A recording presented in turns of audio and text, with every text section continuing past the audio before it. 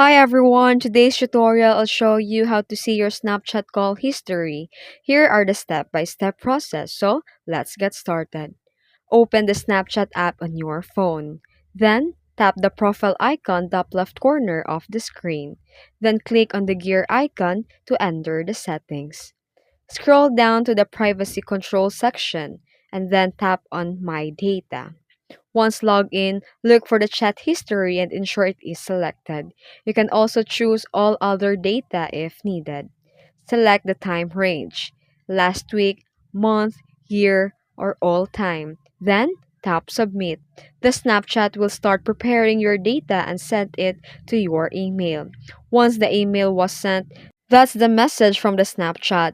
Click on the download link provided, then open the Files app on your phone, locate the zip file. Tap on it to extract the files. Then open the extracted file and find the HTML file. Tap on it in the browser. Scroll down and click the talk history. Then here, you'll see all the Snapchat calls logs. And that's it. If you found this video tutorial helpful, please don't forget to like and subscribe for more tips. Thanks for watching.